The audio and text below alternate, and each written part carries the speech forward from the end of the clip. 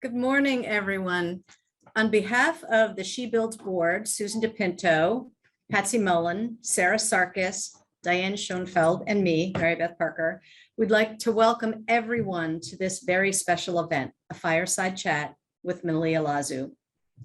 We are so pleased to have two of our Cambridge Trust colleagues as the moderators of what we expect will be a very lively and engaging conversation. And now I have the pleasure of introducing everyone to you today. Kathy Hinderhofer, a member of our board of directors, and Gabrielle Harvey, a member of our advisory board, are going to be moderating this session.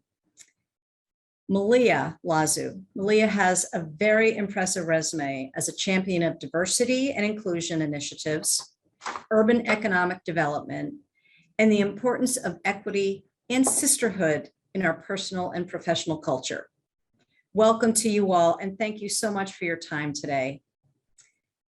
Quick housekeeping item. We will have about 10 to 15 minutes at the end of the session for Q&A. If you would like to ask a question, please use the Q&A function that you should see at the bottom of your screen. Type the question in, and then we will try to entertain as many of those questions as we can. So with that, thank you again for everyone who is participating, and I will turn it over to our guests. Thank you, Mary Beth. I think we're live. We're live. Give us thumbs up if you can hear or see us. Are we on? I think we should just assume we are. That's a pretty picture of Mary Beth. It is. All right. All right, so where do we want to start? We're ready to go. I thought, Gabrielle, that it might be nice to let everyone know about how we had prepared for this session. And Gabrielle and Malia and I had phone calls where we reviewed all the questions that were submitted by all of you in the audience for us to talk about. And I think the first thing that we were very surprised by was the volume of questions and the fact that we just don't have enough time to touch on all of those while we would love to. So we made some corporate decisions that we will focus on a few of the questions by section, and hopefully we'll transentially discuss some of the others that we won't get to. And we do really look forward to your Q&A. So with that, we're going to start with sisterhood. And sisterhood in my generation was really not a word that we heard. We had feminism. I can't even talk this morning, excuse me. We had, I can't even think. We had lots of social clubs, right. Women's groups to advance and help one another. But sisterhood was never a part of that conversation. And Gabrielle, I'm going to ask you to jump in quick because you made a comment to me that I thought was very interesting about you had never heard sisterhood in the professional workplace. And I think that's worth a comment or two. And then Malia, we're going to let you jump in and take us further. Yeah, so I hadn't heard sisterhood in the workplace, but if I think about my friends that I call, my sister, they are all professional women. So it might not be within JLL or Cambridge Trust that I think of sisterhood, but they're the women that I surround myself with that are going to be honest to me when I'm making mistakes, and they're going to be pushing me to be my best. So I think that, and I actually took a pulse from some of them. They said, I haven't heard in the corporate world, but we're all sisters, and that we're sisters because we're pushing each other to be better. And we make each other look in the mirror when you need to, which is sometimes important. But I'm interested to hear, Malia, since this is your expertise, is how do you transcend that into the workforce or into the professional world? Absolutely. And hello, everyone. Thank you so much. It's so great to be sitting here with you ladies today. And, I think it's absolutely right? This idea, first of all, I think sisterhood is woo-woo for the corporate workplace, right? It sounds like something that we don't do. But brotherhood in the corporate workplace is commonplace, right? We call it the old boys network. We laugh about it. There's been, elevations of it, right? Movies made about it. And I think where we are is we're finally naming what it is that we have to do in order to, be able to navigate these corporate waters and ladders in an equitable way, right? And so, what that means is that we have what we need as women to bring our best ideas forward, right? And to be able to be additive to companies. And we know we're additive to companies, right? And so it's wonderful now that we're able to talk about it in the corporate workplace, because I think, back in, even in my day, although I think, you can speak to this as well, right? Like there was this underlying watching out for women. And back then there was like a lot more sexual harassment and stuff. And there would be these like whispers in the office, right? Like, don't do late night, right? Like don't avoid that office. And, I first became aware of it as a concept in, the political, in the president's office, really, with Barack Obama, right? And there was this great article done about the women of the White House. And they were talking about how they participate in this thing called amplification. And what amplification means is that when a woman says something, other women in the room amplify it. Right. And say like, oh my gosh, I love what Susan said that you're now re-explaining and don't need to do that. Right. There's something to be said about that. And so you started hearing it, more and more in the upper echelons. And I think now with younger generations coming and just understanding that community is part of their expectation, I think the term sisterhood is going to become more acceptable to talk about. And again, not all women do it, right? But I found it to be something important for women to have within a company. Yeah, I think that's an interesting point you make, though, that not all women do it. I haven't found it. And the women I asked before this panel, they said they hadn't experienced it in their workplace yet. They experienced it from women external, but they hadn't had the mentorship or the amplification from women that were more senior. So they're trying to be that voice as they grow up in their organizations. But I just think it's something we as women need to work on. Right. And don't do it alone, right? Go to the employee resource group, right? And say, oh my God, let's practice amplification, right? Like, let's see how it goes, right? Let's experience through the sisterhood of this women's group, right? And again, not every woman is going to do it, just like not every Black person, right, is going to do things that advance Black people. Greg Abbott is obviously no advocate for people with disabilities, right? Like it doesn't always connect, but it does a lot, right? It does. I have found that a majority of women want to help other women. I have found that in my life. And, I think if we focus on that, right? And let the women who, want to get that one place rather than being like, we got folding chairs, right? Like we're all going to the table. It will become part of the culture, and I mean, it's going to have to be, right? Because at the end of the day, I think we're seeing that the numbers are speaking in our favor, right? The most educated, class right now, right, in the US are Black women in particular, women in general, right? We're seeing that, there's innovation bumps in women-led teams in Silicon Valley, right? Like, we're not lying that we bring value add, right? And so being able to understand our power collectively, and that's what feminism, right, was trying to do, back in the first iteration, right, was this idea of women, let's come together and choose and have self-determination for ourselves. So yeah, be the one, bring it up in your ERG, tell your girlfriends, be like, all right, go to the ERG meeting and try to practice amplification, right? Because it does start with us. And this idea that someone else is going to do it or someone can do it better is just not true. You're right, Lynn. That's true. I guess the question would be, do we think our views on sisterhood look different as we progress through our careers? And the reason I mention that is, as I was coming up through the ranks, and it's been a long time, I remember there were women who did support me in my career.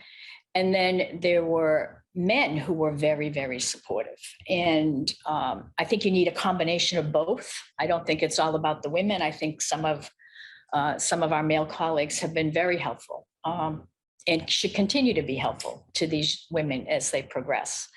But I wanted to comment a little bit when we talk about feminism to sisterhood. I can remember going to lunch after I was promoted to a bank officer, entry officer position. This was the 80s.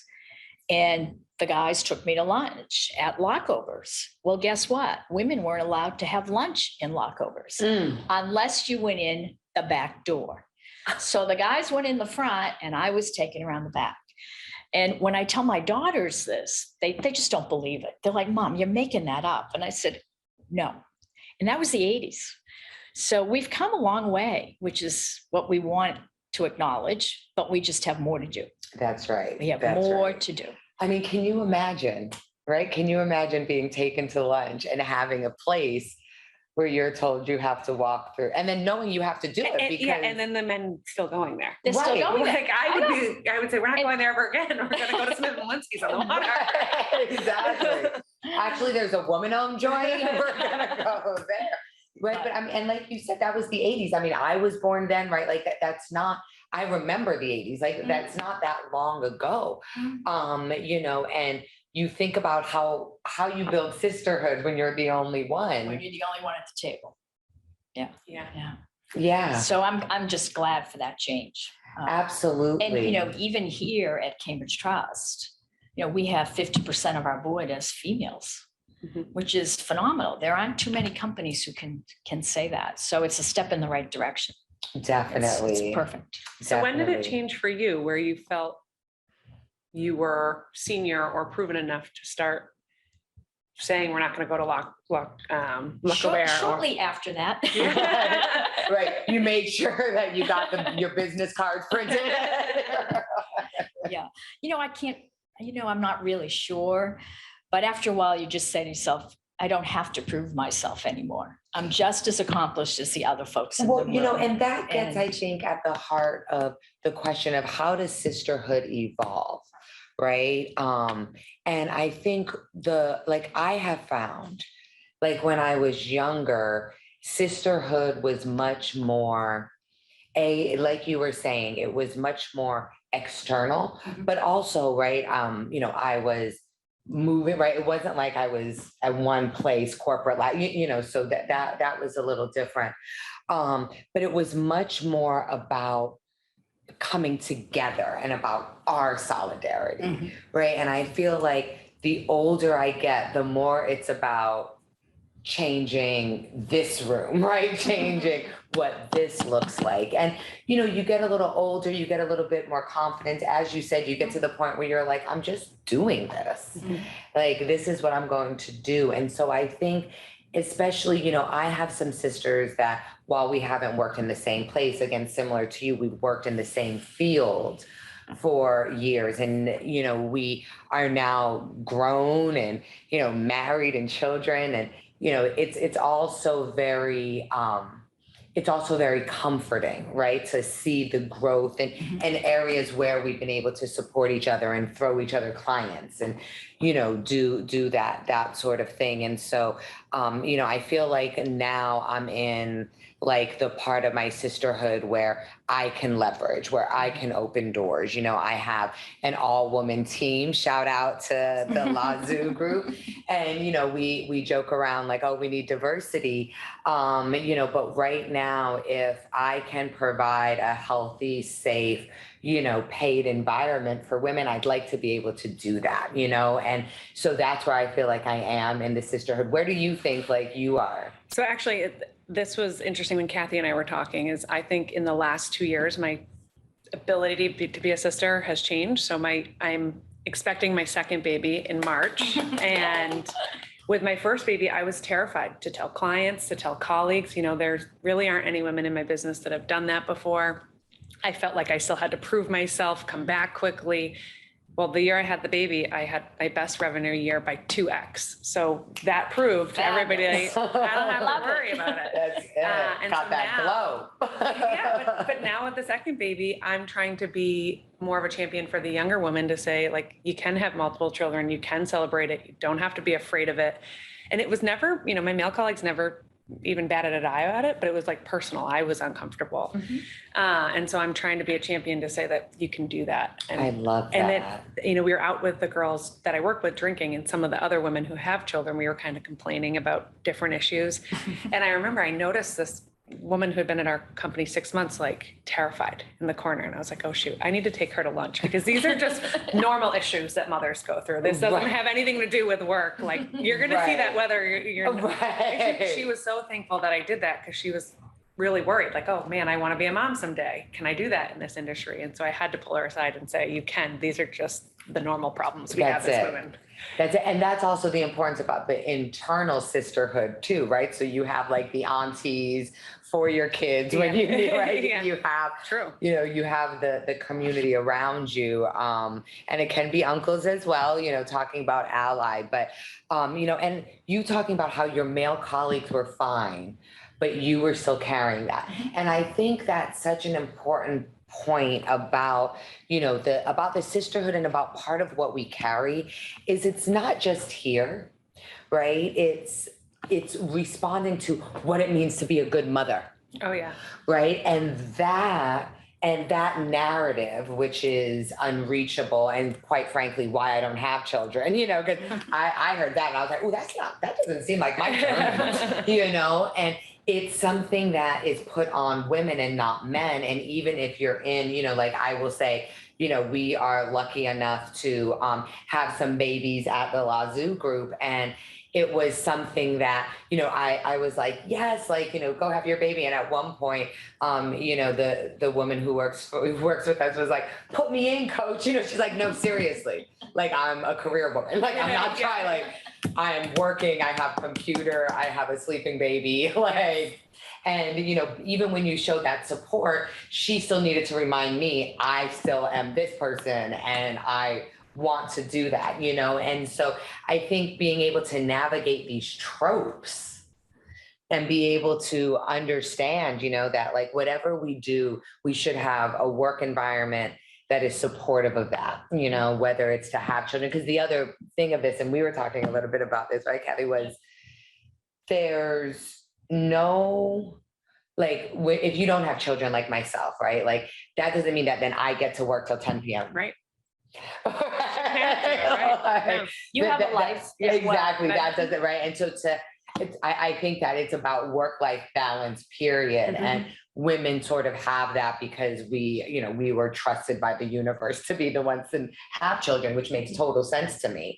But it's also about how, as an auntie, I need time to help my mother friends, and I need to be supportive of, what's in my village. And so it's wonderful, I think, to have this sisterhood of different kinds of women and to be able to have those conversations. And then for women to be like, what if I don't want to have kids? It's like, hey, still don't work yourself to the bone, right? Like, Malia, I think you touched on one of our other questions here, which is about how do we stay in advance in the workforce while we are faced with all these career transitions, be it motherhood or caring for elderly parents, deaths in the family. I mean, all those life experiences that we all need to be participatory in, but yet at the same time, maintain that work-life balance. And that, I think that's a challenge for all of us to deal with.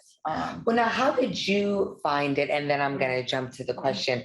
How did you find it, between your first kid and your second kid? Like, do you feel like you have more confidence in building out that balance and it not, I mean, I know you had that kicker year, so you're like, oh yeah, I can do this, but I just feel more confidence to know my non-negotiables and also set my team up for success before I leave. Like last baby, I was on a pitch 2 days after I got home from the hospital. I'm not going to do that this baby. Like it's non-negotiable. I'm not doing it. And it wasn't expected. It was me putting too much pressure on myself. And now I know I need to train somebody behind me who can do some of the work while I'm out. And that, I saw my teammate, he was a guy, but he grew exponentially in the 3 months that I was off. And he would have no one would have trusted him with that level of work. And he stepped up. And so now he's a major part of our team and making more money than he could ever have dreamed. And he wouldn't have had that chance. So I think that is the difference this time. But I also know they're going to want me back. So I don't have to be afraid to take the time and enjoy the time. Right. It's No. a confidence thing, I think. Yeah. And, I was hoping you were going to say that, because I think that's really the answer, right? There's this great book called Mediocre. And the tagline is, I think it's called like Breaking the Tyranny of Mediocre Men, or something like that. But, this professor wrote this book because she was at this writing retreat with different women, ages, races, right? Like a writing retreat, right? Many different women. And they were talking about, their fears with putting out their books and what does it mean, for their careers and their lives and blah, blah, blah, blah, blah. And all of a sudden, one of the women said, I just wish I had the confidence of a mediocre white man,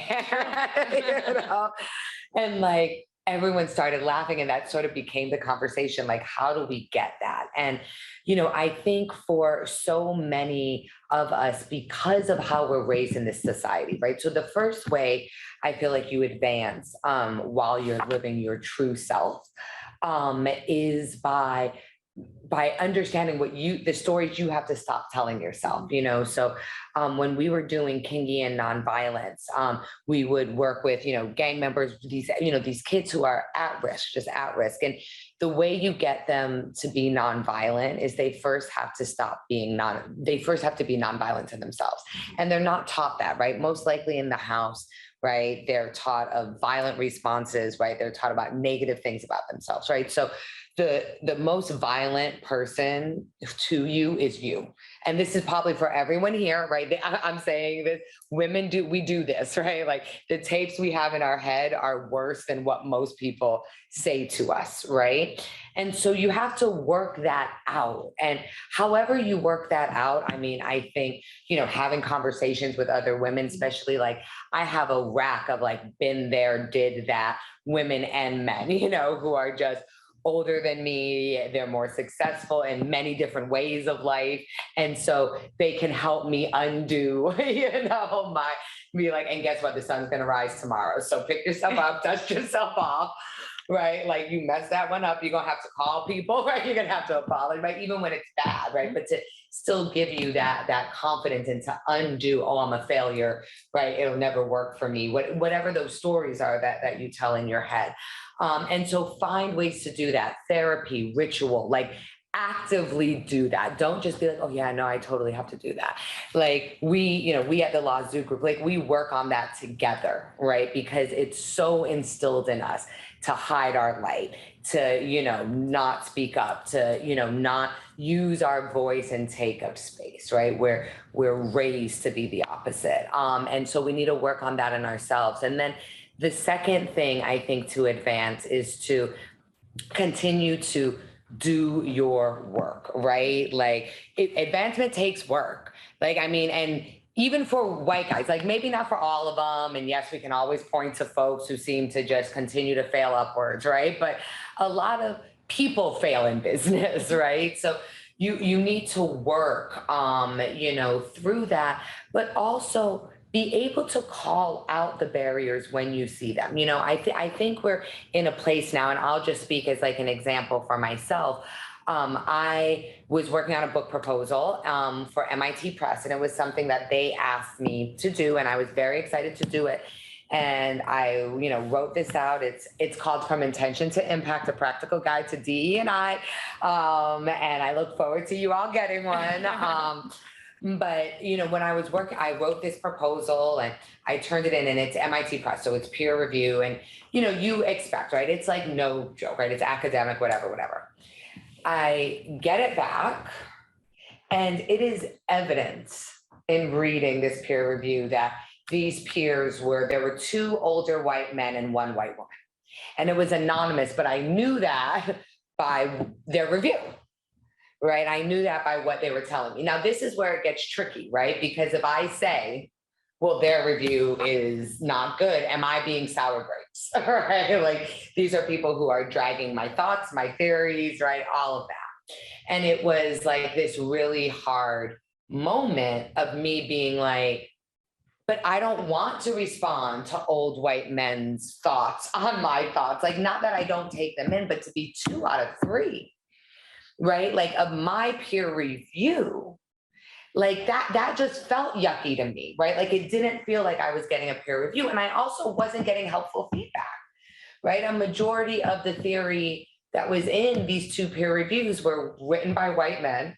I mean, there was literally a study on women and gender dynamics with the invention of the cubicle. Like, I mean, it was their PhD students, right? It was their thesis. Like, and so I called, right? I called my sister. Well, first I called my mother, because that's, sometimes you need to go to the original sisterhood and call your mom. But then, I called a couple of my friends who are tenured like who have been in this game, who have published before. And I called one of my male colleagues, right? Like, and they talked it through with me. And we talked about, okay, how do we approach this, right? And so what I did was I responded to their review. But when I did that, right, when I was handing in, my first response to their review, I said, I do not want this to be my peer review for next time. Like, I was like, this doesn't feel good to me. This is where I feel like this is biased. Like, and it was funny because I was like, these are 2 men and a white woman, right? And like, they were like, well, you're not supposed to know. We can't. And I was like, yeah, okay.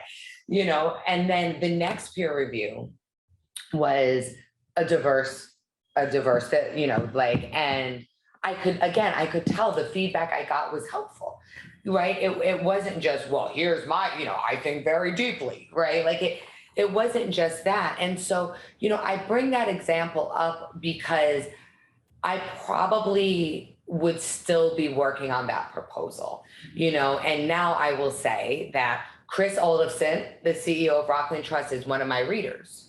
I put together my little crew of readers, and and so he's read the manuscript and loved it, right? Like, loved it. And so, again, it's my most current example of like how to advance when you're facing barriers. And I couldn't have done that like maybe even 10 years ago, like, I mean, who I needed to be, as you were talking about that increase in confidence, right? Like, I was like, I'm not this bad. Like, I'm not saying I'm perfect, but I don't need to read a study about women in cubicles, right? Like, and so, I think knowing how to navigate that and being willing, and what makes you willing is, again, the confidence in yourself and the love, because I also recognize, right? Like, I wasn't going to throw a bomb, I wasn't going to be like, these aren't my peers and blah, blah, blah, right? But I did have to figure out a way to navigate this very, institutional elite. We think of ourselves as the most elite, right, academy in the world. Ivy Leagues are merely old, is how we look at it, right? And so to be able to navigate in a way that kept my dignity and that didn't have me, yes, it had me being like, there's some, like, it had me like, having a drink with my friends complaining, but it had me doing a process, not being, re-triggered or, not having those feelings that make you feel less than. I think that's really interesting and helpful that you found your way through that process with your sort of informal support, peers, friends, moms. You always go back to your mother. Right. Yeah. I would, and the publisher was a woman, so I want to give her a shout out too. Now that I've heard that, now that you said it back to me, I'm like, the woman I was working with, and so I would count her in that as well. So I just want to give her a shout out, Emily, MIT Press. That's great. I would take it in a different direction, a little bit, Malia. I would say that I can't give enough credit to my husband as my support person to get through what I did. He was always there. And he was a professional working in Boston as well. But he got me through some rough moments, and I think it's very important who you surround yourself with. Yeah. Very important. Couldn't agree more. Yeah, my husband was and still is, just my rock. Well, and especially and he's very back honest then. with me. He won't look me in the eye and say, I wouldn't have done it that way. Right. Oh, really? So you do get really nice and open and honest feedback. I also had a friend that I met. She was also a banker, just retired herself. She and I met in kindergarten. Wow. With both our daughters were in kindergarten, and we became dear friends simply because we were the only two moms in the room in business suits.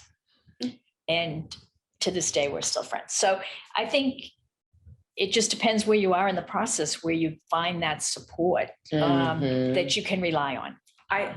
Something you said really struck a chord with me about the book. I don't know what it's called. From Intention to Impact. No, the mediocrity book about being a mediocre man. Yes, mediocre it's called. So my business partner, he is not mediocre by any means, but he has 5 children, and I was scared to tell him I was pregnant. And his first response was like, I'm happy. And then he said, no, I'm really happy. I know you might think I'm not. He's like, a little nervous, but I'm happy. But then he finished with, every time I had a child, something amazing happened in my career. And I expect that for you.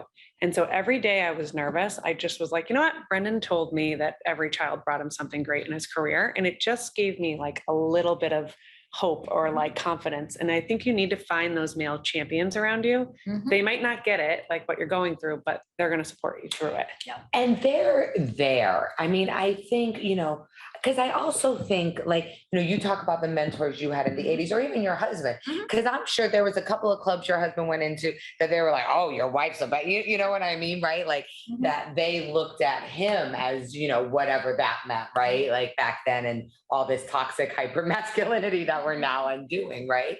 But this idea, I think is something, it's important for us to remember that most men, even if it's as basic as they make the connection because they had sisters or daughters or whatever, right? Like, so we want to give them a chance to be our ally, right? And we want to give them a chance to stand up. And again, just like sisters, right? Not everyone will. And the ones who won't, and you navigate around them and, you find out how to do it without them. But, I think this idea of having, right, like those male allies as well, because sometimes, and I'll just speak for myself, I can tend towards the dramatic.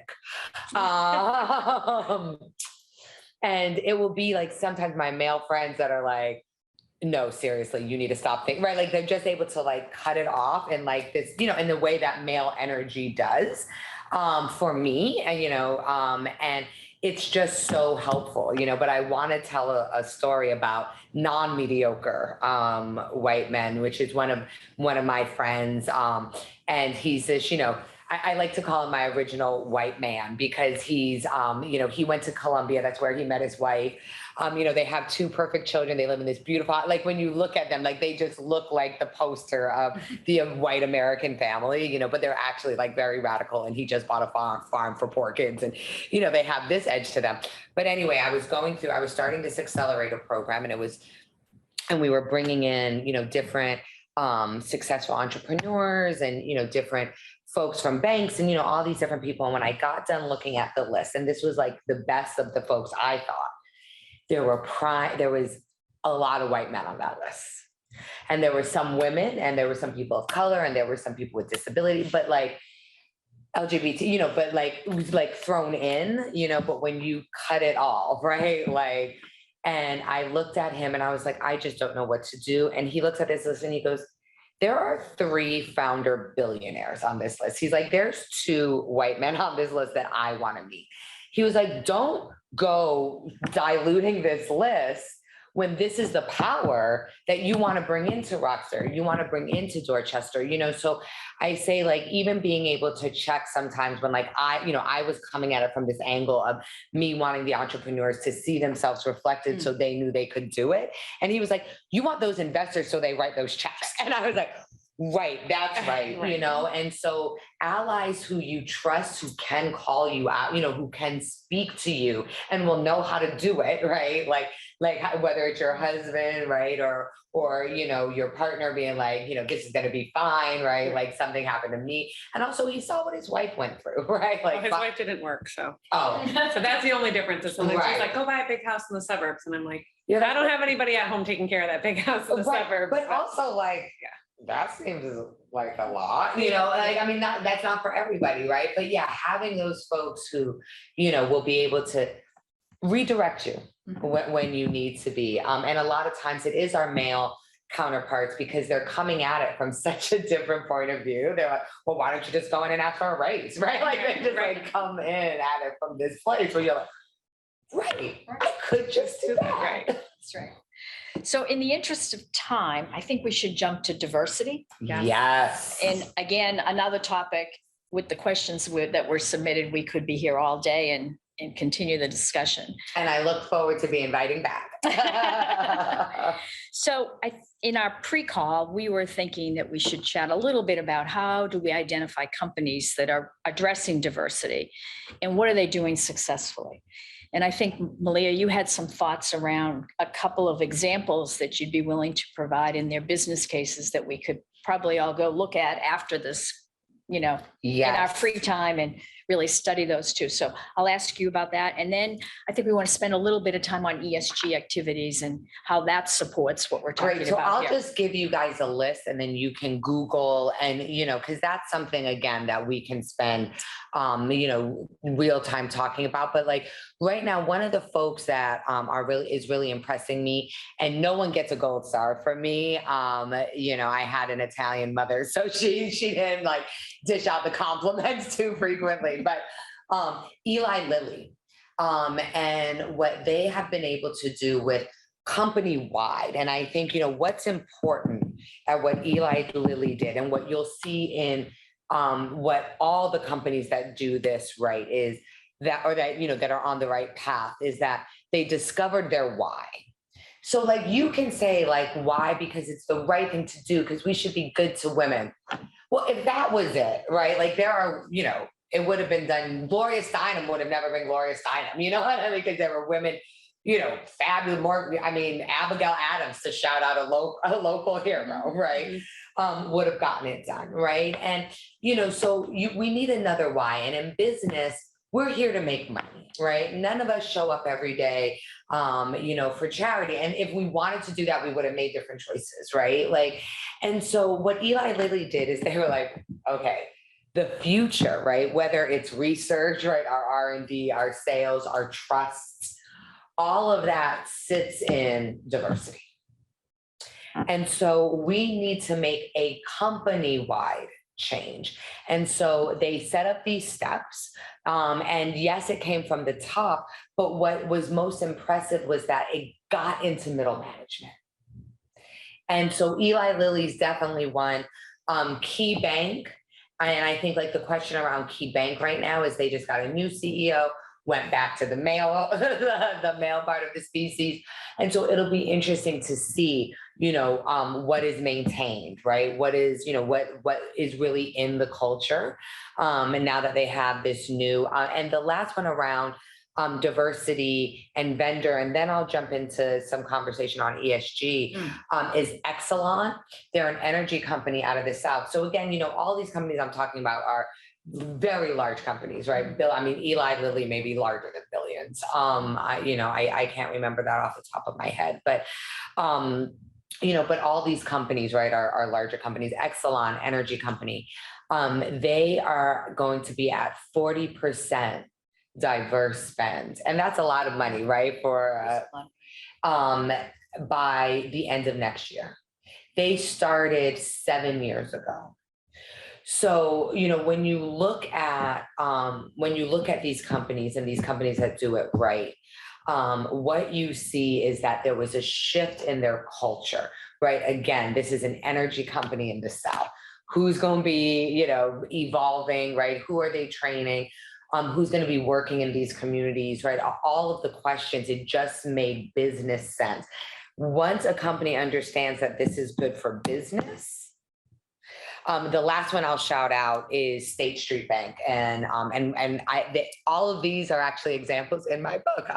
But State Street Bank is also a client, and we've been working with them on their 10 actions to eliminate racism for Black and Latino. And this was something that came from Ron, and we're now working with them across the globe. And, it was something that got pushback, right? Because folks were like, well, we can't just say Black and Latino. But Ron was like, but that's who I see being killed by the police. Right. And they took that stand, and, Paul Francisco was a part of that. So those are just some examples of businesses. Very helpful. Very helpful. So should we jump to ESG? Yes. Yes. Was there a question? Because I'm like, I can also just rip on ESG. I love ESG. Well, I think you and I, we were chatting bring it about up. it, and I was trying to make you aware of the efforts that the board at Cambridge Trust and management at Cambridge Trust is working very diligently on ESG. And I think it ties into our topic. Right. No, because I remember we wanted to bring it up when Yeah. we were talking. And I think it was all about how do we support others, who are our allies. well, and how are we looking at ESG, right? Like, as far as this is going to be the new business code, right? Like, are you a good business? What is your ESG score, right? What do you do with ESG? This is going to be the new thing. And, what I think is important, and what it's so good about the board taking it on and looking at it, is that this will, if you do this right, you will not be able to not change culture, right? Like, your culture will change. Now, we know what that means for the environment. And for governance a little bit, right? And sort of governance sort of speaks for itself. I mean, it's quite a focused category. It's that S. It's that S. And S is where diversity sits, right? S is where your social issues, right? Where right now the things that you're thinking, and you might not be needing to think about them because you're, primarily in friendly states, but what companies are needing to say around abortion, right? Like, these social issues is what sits in S. And right now that's sort of a free for all. And I really think it would behoove companies to get on the cutting edge of that and start defining, what that S is. So like, when I was working at Berkshire Bank, we were able to jump our ESG points very, very, I'm forgetting the exact number, but I want to say it was almost like 40 points. Like, it was this huge number jump because of the products and services that we were doing. And, Susan is here. She was one of my partner in crime. Shout out to Susan, in being able to get those products. But all of that was S, right? And it was also got us in the press all the time, right? And it also had, me being one of the top earners at the bank for when I was there. Why? Because we were going after new money, because we had the products to do it, right?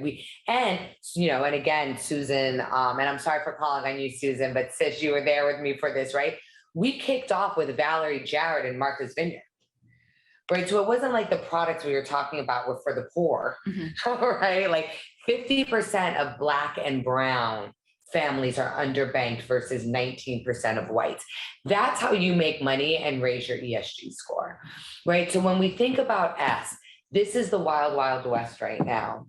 And it's going to be, the people who are able to define this with community, right? In a way that community tells you this is the S. So then they're the ones talking to the press about it, not you. They're the ones that are going to be leading, because again, I really do think in, just like your human rights scores, right? All the stuff that Nike did around factories, that's what's happening around social issues. And your ESG score is going to let you know whether I buy your product or not, whether I work for your company or not. The last thing I'll say, because I know we want to go for questions, is that what we see with millennials, and again, this is, I think it's a McKinsey study, and any of the numbers I'm giving to you, shoot me an email and I can send you the citation and the report. But I do believe it was a McKinsey study was saying that 86% of millennials and younger will take a pay cut to work for a company that aligns with their values. We are all desperate for talent attraction and retention. And when you realize that you actually don't have to throw more money at it, but you just let people come in and be able to feel like they can go home and feel good about the work they did for the day, that's a way cheaper endeavor, right? And so, I think the board taking on ESG is so important and setting that tone for this is how we're going to look at this, right? Like, this is how we're going to start looking at our bottom lines, will really help Cambridge Trust. And then the question is, does the company itself have the cultural knowledge, right? Because that's why my book is called From Intention to Impact, right? Because there is a gap there. But I think ESG is going to be that button, first thing you see on Glassdoor, right? First thing that you see with customers, and something that if you get right, you can actually start putting on your products. That's right. So, thank you for that. And we do look forward to reading your book. Yes, when it's Thank you. published. Very exciting, Malia. So I think we're going to turn to Mary Beth, and she's going to help us with the questions. Do I have that right? I see some questions at the bottom. Yes. Oh, wait, do we Like want to my try? glasses. Mary Beth? See, she fell asleep. Everyone's out there asleep. No, no, I didn't fall asleep. Susan is going to, I did. you have to unmute. Can you guys hear me? Can you hear Yes. me? Yes. Yeah, Okay, okay. sorry about that. Okay. Susan's going to go through the questions for If you. it was going to be anyone with difficulty, it would be me. Oh, First of all, thank you so much. Lively conversation, important conversation. We do have a couple questions. I'm going to start with one. We're switching gears a little bit here. But a question came in is, how do you deal with someone who is a male peer and relates to you as if he were your superior? This again gets back to the confidence, right? And the how to, because you need to change that dynamic, right? So, but the how you do it, right? And I don't know enough about like this person's personality. I like to use humor a lot. Because I think humor, I think it's some of the easiest ways, right, for us to talk about some of the hardest issues. I'm also Black, Puerto Rican, Italian, so humor just runs in my, right, just runs in my, my blood. But, I would find a way to have a conversation around the relationship. And again, I wouldn't necessarily say like, because you're a man and because I'm a woman.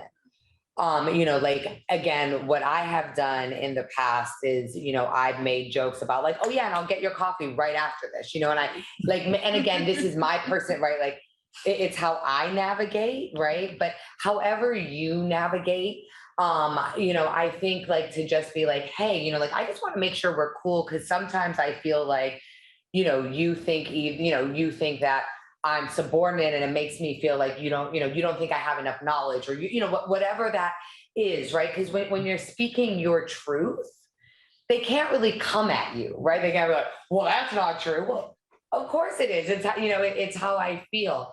And again, not wholly knowing the culture of Cambridge Trust, if this is a close enough environment that it's something you think you can do on your own and you're close enough with him that you think you can go get a drink or, go get some coffee. And, I would have it be an end of the day thing, so then he goes home and he tells his wife and she's like, well, what are you doing? Like, why don't you calm down? But again, using hopefully that sisterhood, that informal sisterhood, but you do have to find a way to address it. And part of the reason why is because if he does see you like his subordinate, then that's probably how he's talking about you with other people and not even in disrespectful ways, right? Like, but just in ways that might not put you in as good of a light as he. And so you need to stop that because you have your career here, but again, it doesn't mean that you have to do it with Molotov cocktails, right?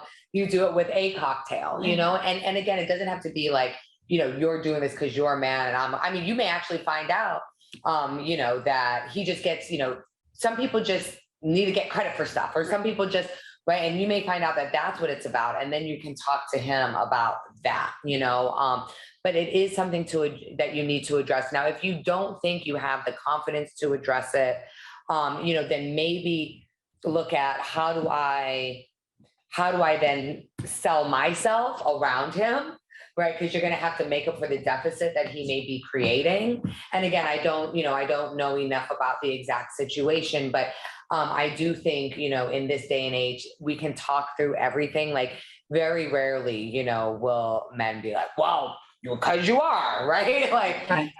they're not there. So good luck, sis. Where the sisterhood is applauding you. And you let us know how we can support you even without saying names. Yeah, a follow-up to that question came in and it said, talk to your manager, of course, too. And I think part of that is having a good manager that you can talk to and then sort of help work out the situation. Right. And I'll just say, in my experience, managers that's a whole nother topic to itself. So if you are lucky enough to have a good manager, but I think too that sometimes that people are scared to do that. But if you have a good manager, go to them. And again, if you can, a lot of times people just like to be approached. That's been my experience. I would say 95% of the time, anytime a male's treating you as a lesser, they're completely unaware. And when you finally call it out, it's like a non-issue. They're like, oh my gosh, I'm sorry. I won't ever do that again. Then there's the 5%. That's when you go to the manager. But most of the time they're unaware, right? That they're even doing it. And so if you can find your voice, I think it's more impactful if you can feel comfortable doing that. Totally agree with that. Yeah, that's a great point. Thank you. Another one that came in, this is, again, switching gears completely. The question was, what are the next steps for board diversity after the California court struck down the law regarding diversity on publicly held boards? California struck down the law. I don't know if that, I need to look at that and see what's up with that. But, it started off during the Trump presidency where folks started coming after this idea. And, that's nothing new. Affirmative action, right? That's really, that was one of Reagan's huge organizing pushes, right? Was against that. I think he launched 47 lawsuits, in 26-1 or whatever it was. So yeah, I think the part of the problem that our structures and that our minority, this vocal racist and sexist and transphobic minority has is that it's not good business and it's not good brand building, right? So, in states where abortion immediately got banned, right? Companies said, yeah, we're not going to do that, right? Even something as esoteric as critical race theory, companies came out against, so it'll be interesting. Again, I don't know enough about it, so I don't want to speak to it, but it'll be interesting to see this court case happen, but this idea that companies are not going to work for diversity, not going to work for diversity. I think that horse has left the station. And, again, in Silicon Valley, women-led teams have 21% more patents than male-led teams. This is dollars and cents. This isn't from the National Organization of Women. That's not like their study, right? And we see this at MIT Sloan as well, like, especially with, our executive mid-career folks, like they're not interested in excluding. They're interested in figuring out how to deal with their fear about being straight white men no longer being relevant.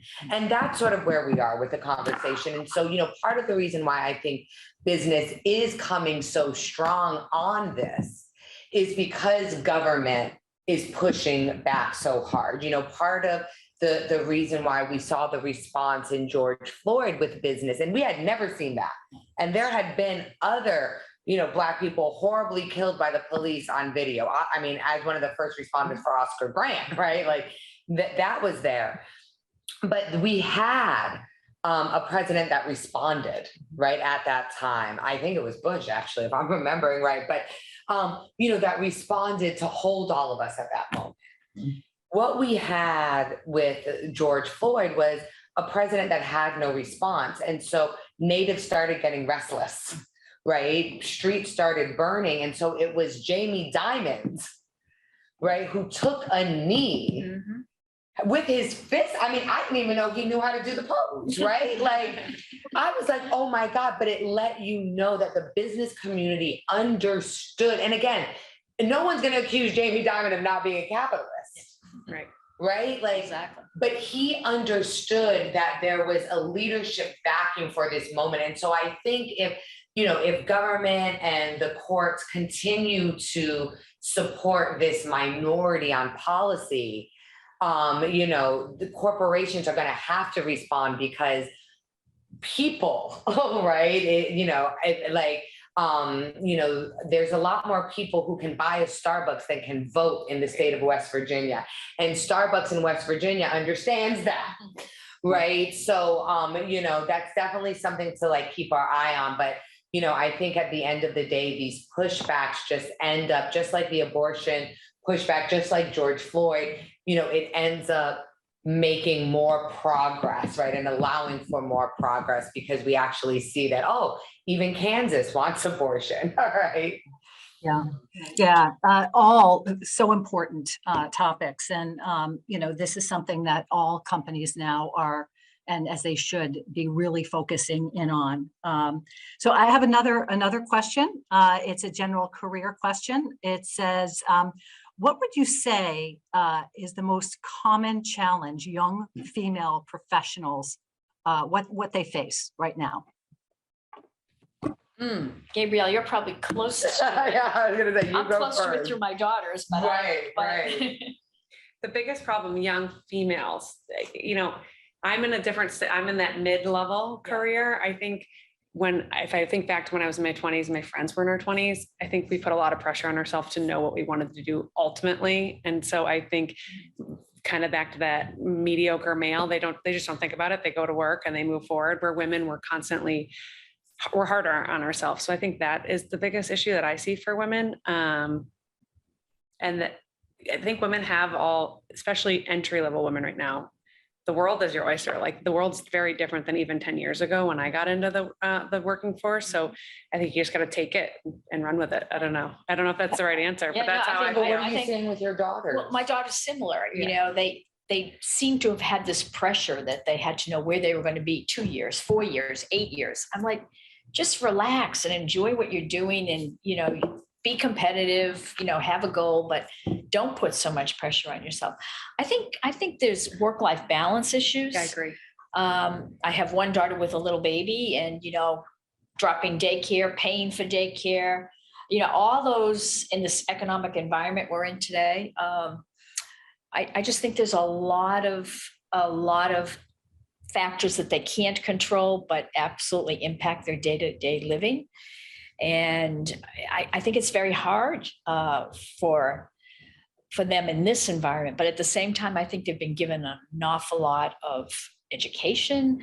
They have, fortunately, good spouses I think they're going to rely on, which would be helpful. And, I look forward to seeing how they get through this. COVID, there were just a lot of things that people have had to deal with these last few years. And COVID, I think, is right. There was this retrenchment of, as we, it's sort of like we went in full circle, right? Like women being more put upon, right? And this retrenchment of women going back to the home. And, I think us navigating our way back out is really important. And, I'm glad that a lot of are there tough tactical things? Yes. And again, there always will be. And if everything was equal, there would still be tough tactical things because that's what capitalism is.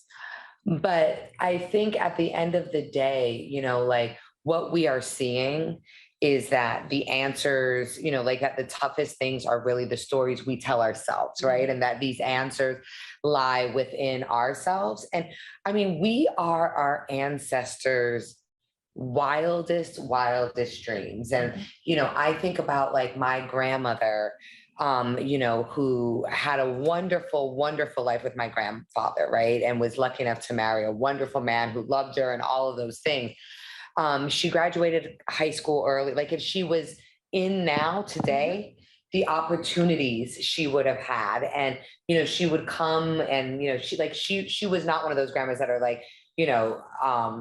don't travel, don't, like she would occasionally ask where, when I was going to get a husband, but she was really just so proud of, watching me, and she would like come to my things, and, she was very active in her women's groups and, things like that. And I just think about her thinking, seeing us from above, but, seeing us right now, all of these women sitting in this bank, right, making decisions, leading people's lives around retirement, around intergenerational wealth, around some of the most important decisions that people make.